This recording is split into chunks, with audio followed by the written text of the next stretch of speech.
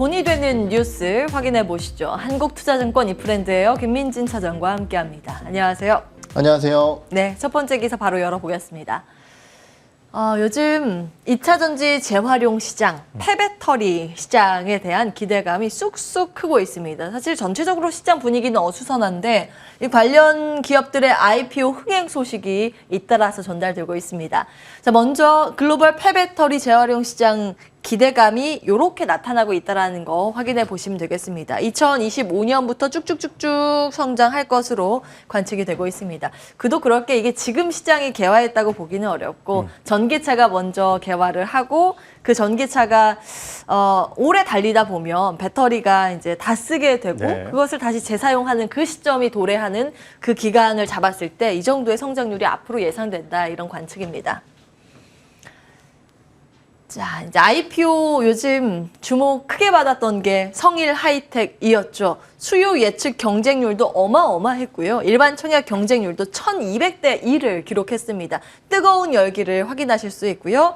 내일 모레 상장 예정입니다. 오늘부터는 세빛캠이라는 기업이 이틀간의 일정으로 청약을 진행하게 됩니다. 일반 청약이고요. 사실 지금 폐배터리 테마주 상장돼 있는 기업은 워낙 작대요. 근데 네. 큰 기업으로는 그나마 성일 하이텍이 꼽히고 있어서 집중적으로 주목을 받고 있습니다. 자원 안보 중요성이 부각되고 있습니다. 사실 뭐 기름 가지고 있는 국가나 뭐 여러 가지 곡물, 천연 자원 다 가지고 있는 국가야 그 자원 안보가 그게 되겠지만 우리나라는 그게 없기 때문에 재활용하는 것으로 할 수밖에 없습니다. 그래서 폐배터리 재활용 사업이 여기에 포함이 되기 때문에 주목을 해야 하고 정부도 지원을 할 예정, 기업도 투자 가속화 예정입니다. 어떻게 좀 분석하고 계세요? 말씀 주셨듯이 우선 당장에 이제 시장이 엄청나게 큰 시장은 아니다라는 점을 여러분들께서는 좀 인식을 하셔야 될 것 같고요. 다만 이제 그러한 상황 속에서도 돈을 버는 회사가 있다라는 점을 좀 눈여겨봐야 될 것 같습니다. 지금 상장하게 되는 성일하이텍 같은 경우는 이제 흑자 전환을 좀 한 기업이죠. 그러다 보니까 시장의 관심도가 더 큰 것 같고요. 시장의 눈높이가 이제 배터리 재활용 쪽으로 쏠리는 이유는 주요국들이 아무래도 이제 전기차 시장에 대한 침투율이 높아지다 보니까 이러한 부분들에 대한 폐배터리의 재활용에 대한 필수적인 요소들을 내용에 넣고 있는 상황입니다. 그렇기 때문에 이러한 부분들에 대한 시장이 좀 커져나갈 것으로 예상을 하고 있고 거기에 더해서 이제 정책적인 지원 요소, 거기에 민간 기업들에 대한 참여까지 확장되는 상황이기 때문에 이러한 부분들에 따른 사업 관련 기대감들 주요하다고 볼 수 있을 것 같고요. 그러다 보니까 지금 성일하이텍과 세빛캠 모두 다 공모가 상단 밴드를 초과한 공모가 확정들이 좀 나오고 있는 상황이고요. 이러한 부분들과 함께 그러면 여러분들은 어떻게 하셔야 될 것 같으냐? 결국 이제 스토리를 잘 짜셔야 됩니다. 이거를 과연 이제 누가 성공을 할 것이냐? 이것이 참 쉽지 않은 문제거든요. 그렇죠. 근데 저는 이제 이렇게 한번 생각을 해봤어요. 결국 이제 폐배터리 사업을 하기 위해서는 배터리를 모아야 됩니다. 결국 이제 배터리를 가져와야지. 수거하는 업체요? 그러니까요. 수거하는 업체라기보다는 네. 배터리를 잘 모을 수 있는 회사가 좋다라는 거죠. 예. 그러면은 그 배터리들을 어떤 식으로 모을 것이냐. 우리가 이제 예전 생각해 봤을 때 휴대폰 같은 경우는요. 쓰던 휴대폰 가지고 오시면은 휴대폰 더 싸게 드려요. 예. 이런 것들이 있었죠. 물론 이제 이거는 저만의 생각일 수 있겠지만은 예. 현대차그룹 같은 경우도 지금 폐배터리 사업 진행을 하죠. 하죠. 그렇다라고 봤을 때 과연 그러한 사용하던 차들을 가져왔을 때 인센티브 제공이라든지 이런 것들을 통해서 폐배터리 사업을 키워나갈 수도 있어요. 그럴 수 있겠네요. 굉장히 재미있는 포인트입니다. 네. 쓰던 차 가지고 오시면 할인해 줍니다. 그렇죠. 인센티브를 제공하는. 오. 그러니까 이런 것들을 생각을 해봐야 될 것 같고 말씀드렸듯이 정말 장기적인 포인트로 가져가야 됩니다. 그런데 이 사업 자체가 굉장히 확실성이 높다라고 판단되어지는 이유는 뭐냐면요. 지금 배터리 시장 자체가 굉장히 커지고 있기 때문이고요. 예. 이 배터리 쪽에 대한 부분을 실제적으로 전공정 처리나 후처리를 통해서 니켈, 코발트, 망간, 리튬 등을 뽑아낼 수 있는 기업들에 대한 관심도가 높아질 수 있기 때문에 마지막에 승리자가 누가 될지 모릅니다. 하지만은 현재로서 그러한 부분들에 대한 성과를 만들어내고 있는 성일하이텍 같은 경우는 지금 관련 사업을 통해서 5대 소재를 뽑아내고 있는 상황이고 이 부분뿐만이 아니라 지금은 양극재 쪽에 대한 전반적인 수요 자체가 제품군 자체를 늘려나가고 있는 상황이지만은 수산화 리튬이라든지 아니면은 다양한 구리 메탈 이러한 부분들을 통해서 양극재뿐만이 아니라 음극재 그리고 그 뒤에는 전고체 쪽에 대한 리사이클까지도 고려하고 있다는 측면에서 봤을 때 이러한 기업들은 좀 중장기적으로 지켜볼 만한 기업이 아닐까라는 평가를 드려보도록 하겠습니다. 세비캠은 어떤 기업이에요? 세비캠 같은 경우도 이제 리사이클해서 양극재 전구체 쪽으로 이제 가져가는 기업이기 때문에 지금 이제 하는 기업들 같은 경우는 거의 다 쓰던 배터리 뽑아내서 거기서 이제 양극재 뽑아내는 일들을 하거든요. 거의 네. 이제 비슷한 기업이라고 보시면 될 것 같습니다. 비싼 돈 되는 원자재 추출하는 그렇죠. 기업들, 성일하이텍이나 세비캠. 근데 좀 성일하이텍의 규모가 더 큰가 봐요. 시가총액 지금 공모가 확정 기준으로 시가총액을 예. 살펴보면은요, 대략적으로 한 4배에서 5배 정도 큽니다. 그렇기 때문에 성일하이텍 같은 경우는 또 말씀드렸듯이 이제 뭐 후처리 기업 쪽, 후처리 공정 쪽에서 네. 기술력을 보유하고 있는 기업이거든요. 그렇기 때문에 이러한 부분들에 대한 관심도가 조금 더 쏠린 기업이 아닐까 이렇게 생각을 할 수 있을 것 같아요. 자, 그럼 여기서 궁금증. 요즘 이제 IPO 한 기업들 보면 네. 상장하고 나서 이제 소위 이야기하는 따상을 하는 기업들이 많지는 않고 그렇죠. 오히려 공모가 하회하는 종목들이 많기 때문에 네. 이제 공모 받으신 분들을 위해서 성일하이텍 주가 전망 어떠신지 하나 궁금하고 네. 지금 상장돼 있는 나머지 폐배터리 테마는 어떻게 보시는지도 궁금합니다. 말씀드렸듯이 폐배터리 테마는 장기적으로 봤을 때는 성장할 수밖에 없는 시장이라고 생각을 합니다. 예. 다만 이제 우리 오는코가 정확히 짚어줬듯이 이게 전기차가 많이 팔리고 그 차들이 이제 폐차되는 시점에서 커질 수 있는 시점이기 때문에 실제적으로 전기차의 침투율이 늘어나기 시작했다라고 의미 있게 얘기할 수 있는 구간은 사실 작년 말, 올 초, 뭐 작년 중순 이 정도라는 거죠. 그러면은 차를 여러분들 한번 사서 예. 얼마나 사용을 하느냐 이런 부분들을 생각해 본다라고 한다면은 사실은 아직까지 시장 개화까지는 시간이 한 5년 가까이 남아 있다라는 부분이기 때문에 보통 얼마나 타나요? 전기차 같은 경우도 비슷합니다. 결국 이제 뭐 사람들의 수요에 따라 다르겠지만은 예. 자동차 수요와 비슷하다라고 생각을 할 수 있기 때문에 5년 정도 지나야지 이제 시장 개화가 커질 수 있다라고 판단을 하고 있고요. 그렇기 때문에 정말 중장기적으로 투자할 수 있는 분들이라고 한다면은 이러한 기대감을 좀 가져가는 게 좋고 성일하이텍 어떻게 봐야 되느냐 사실 그 누구도 모르죠. 하지만은 시장의 기대 요인을 봤을 때 저는 좀 공격적으로 노려봐도 될 것 같다는 판단이 예. 들기 때문에 좀 긍정적인 투자 포인트를 드릴 수 있을 것 같습니다. 예, 이번에 공모 열기가 대단해서 그렇죠. 많이 못 받으셨다고는 하는데 한 주라도 받으신 분은 일단 축하드리고요. 나머지 폐배터리 테마는 역시 이제 마찬가지예요. 사실 뭐 우리가 이제 제가 이제 아까 얘기했었던 그러한 포인트를 봤을 때는 예. 사실 너무 큰 기업이에요. 아. 그리고 매출 비중 자체가 아직까지는 크지 않습니다. 예. 보통 이제 상장사들 같은 경우는 뭐 다른 이제 IPO를 하는 기업들도 마찬가지지만은 내가 폐배터리만 할게 이거 가지고 사실은 돈을 벌어내고 계속 사업을 가져가기가 지금은 어려운 상황이거든요. 예, 예. 그렇기 때문에 현재로서는 뭐 상장사 중에 어떤 쪽에 모멘텀을 둬야 된다 이러긴 어렵겠지만은 아까 말씀드렸던 그러한 포인트라고 한다면은 현대글로비스 같은 경우는 이쪽 매출액이 좀 커질 수 있어요. 예. 관련 내용을 한번 좀 지켜보시는 것이 좋으실 것 같습니다.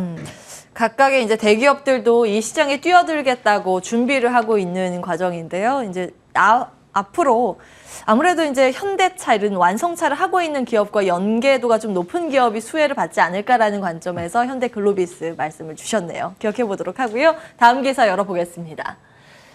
자, 두 번째는 방산주 이야기를 해볼까 합니다. 올해 이제 예상 실적이 나와 있습니다.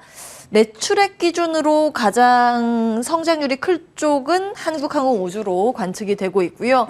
한화에어로스페이스는 역성장 전망입니다. 이익 단위요. 그런데 한국항공우주는 189% 급증 예상입니다. 다음 보시죠. 현대 로탐의 실적이 공개됐죠. 네. 뭐 어마어마한 실적이더라고요. 순이익 기준으로는 78% 전년 같은 기간보다 올랐습니다. 물론 이 방산 쪽보다는 철도 까는데 네. 이런 데에서 매출이 좋았대요. 자, 한화그룹은 방산 계열 통합인데 한국판 로키드 마틴이 될 것이라고 기대가 되고 있습니다. 이제 이거는 단독 보도 내용이라서 조금 더 추가적으로 체크해 보셔야 되는데 이제 안보실에서 폴란드 수출 MOU 체결을 얼마 안 남기고 있기 때문에 그걸 위해서 방산 업체 6개사를 소집했다. 이런 내용입니다. 실적 선 반영이 됐다라는 측면도 적지는 않은데요. 방산주는 어떻게 분석을 해야 될까요? 네, 제가 딱 지난주 이 시간에 나와서 방산주 분석을 해드려서 하나 에어로스페이스를 얘기를 하고 왔는데 예. 현대로템을 얘기할 거라는 좀 아쉬움이 있어요. 예. 근데 이제 하나 에어로스페이스 같은 경우도 충분히 주가는 좀 많이 올라왔고요. 내용은 동일합니다. 결국은 이번 폴란드 쪽에 대한 대규모 수주와 함께 결국은 방산업체들에 대한 밸류에이션 할증 기대감들이 높아졌다라는 측면과 함께 결국은 이제 우리나라의 가성비 좋은 무기들 같은 경우는 해외 쪽에서도 통하는구나라는 부분을 확인할 수 있었다라는 내용일 것 같고요. 뭐 6개사에 대해서는 지금 뭐 LIG 넥스원이나 풍산 정도가 들어가 있다라고 하지만은 네. 주요 제품군들 같은 경우는 한화 디펜스 그리고 한국항공우주라든지 아니면 현대 로템 이쪽이다라고 보시면 될 것 같아요.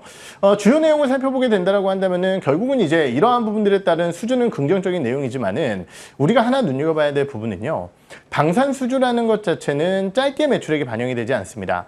한번 공급 계약을 맺고 그 공급 계약으로 끝나는 것이 아니라 어느 정도 무기의 성능을 확인하고 2차와 3차 이러한 수주가 통틀어져서 나왔을 때에 일전에 보도됐었던 금액이 나온다라는 것이고 그 공급 계약 자체도 뭐 다른 일반적인 제품군들보다 훨씬 더 긴 시간으로 수주가 이루어진다는 거죠. 특히 항공기 같은 경우는 뭐 10년 이상의 수주도 많이 볼 수 있습니다. 그렇기 때문에 이러한 부분들을 종합적으로 고려해 봤을 때 단기적으로 모멘텀이 있기 때문에 주가가 뛰어오르는 것은 충분히 이해할 수 있는 일이겠지만은 주가가 너무 많이 뛰어오르게 된다라고 한다면은 시장에서는 다른 것을 찾을 수밖에 없습니다. 그것이 뭐냐면은요. 첫 번째는 당연히 실적이겠죠. 주가가 올라왔을 때 실적이 그만큼 따라오지 못한다라고 한다면은 결국은 주가는 실적에 수렴하기 때문에 단기적으로 조정 가능성이 있습니다. 이 실적에 대한 부분을 조금 더 확실하게 만들어줄 수 있는 게 신규 수주예요. 그렇다라고 한다면은 종합적으로 말씀드렸을 때 단기적으로 주가의 괴리율을 올라와주는 것을 부담 적게 만들어주는 요소는 추가적인 수주라는 것이고 아까도 말씀드렸지만은 이러한 가성비 좋은 무기들에 대한 추가적인 수주액이 뭐 콜롬비아라든지 아니면 동남아시아 쪽 호주라든지 이런 쪽에서 K9 자주포나 아니면은 훈련기 혹은 전투기 쪽에 대한 수주가 계속적으로 나오게 된다라고 한다면은 주가의 부담감을 덜어내면서 주가의 흐름을 좀 만들어낼 가능성이 있고요. 또 하나 이제 저희가 눈여겨봐야 될 부분은 뭐냐면은 상반기에 방산주들이 시장 대비해서 좋았었던 가장 큰 이유 중에 하나는 결국 러시아 우크라이나 사태 때문입니다. 예. 그렇다라고 한다면은 러우 사태가 쉽게 끝나지는 어렵다라고 생각을 하지만은 만약에 이러한 부분 쪽에서 어느 정도의 뉴스 소식, 여기서 얘기하는 뉴스 소식은 긍정적인 뉴스 소식들이 나오게 된다라고 한다면은 오히려 방산주들의 눈높이는 좀 떨어질 가능성이 있습니다. 그렇기 때문에 예. 이러한 부분들을 좀 조심스럽게 지켜보시면서 투자에 대한 포인트를 가져가시는 것이 좋으실 것 같습니다. 예, 현대 로템 놓쳤으니까 그러면 이제 타픽으로 뭘 봐야 할까요? 제가 이제 지난주에 나와서 하나에어로스페이스 얘기를 예. 하고 갔어요. 저는 사실 하나에어로스페이스를 계속적으로 좀 말씀을 드리고 싶습니다. 예. 왜냐면은 뭐 아까도 말씀드렸지만은 하나에어로스페이스라는 기업은 첫 번째는 이제 장갑차 쪽 그리고 K9 자주포, 특히 이 K9 자주포라는 것은 원래부터 이제 우리나라의 가장 가성비가 좋은 대표적인 무기 중에 하나라는 부분이고 해외 쪽 수주에 대한 성과도 상당 부분 보여줬었던 대표적인 무기라고 볼 수 있을 것 같아요.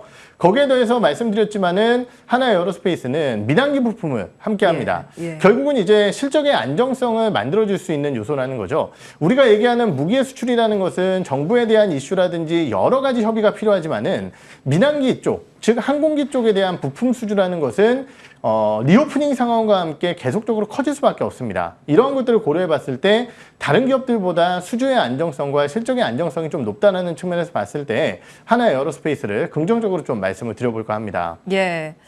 그때 네. 사실은 45,000원대에서 말씀을 주셔서 큰 수익을 주시긴 하셨는데 네. 제가 이제 놀리느라고 현대로템 놓쳤다 이렇게 표현을 해드렸는데 예, 여전히 한화 에어로스페이스 긍정평가 주셨습니다. 기억해 주시기 바랍니다. 시간상 저희 태양광 준비를 했는데 짧게 네. 한번 볼까요? 예, 짧게 보겠습니다. 한 1분 정도 남아있는데 중국의 폴리실리콘 가격 규제 썰이죠. 소문이 지금 돌면서 어제 그 OCI 주가 타격을 받았고 반면에 그 폴리실리콘 가져다가 셀 모듈 만드는 한화솔루션이 올랐다는 내용입니다. 물론 지금 주가의 반응은 뒤바뀌고 있는데 이제 어떻게 평가하고 계세요? 네, 이 내용은 제가 항상 나올 때마다 말씀을 드렸었던 예. 것 같아요. 결국은 폴리실리콘 가격이 연초부터 굉장히 우상향 추세를 이어지고 있습니다. 예. 그런데 이러한 상황 속에서 중국의 정책적인 규제 얘기가 나왔기 때문에 당연히 중국의 폴리실리콘 가격이 떨어지게 되면은 OCI 입장에서도 부담스러울 수밖에 없고요. 그렇다라고 한다면은 지금 원가의 압박 때문에 큐센에 대한 실적이 안 좋았었던 하나솔루션 같은 경우는 실적이 좋아질 가능성이 높다라는 측면. 물론 이제 가격이 계속 빠지는 걸 봐야겠지만은 이러한 부분들이 실제적으로 폴리실리콘 가격 하락으로 전환이 되게 된다라고 한다면은 하나솔루션에 대한 관심도를 좀 높여나가는 것이 당연히 좋다라고 말씀을 드리겠습니다. 예, OCI 거리두기, 한화솔루션 관심두기 정도로 정리하겠습니다. 한국투자증권 이프랜드 에어 김민진 차장과 함께했습니다. 고맙습니다. 네.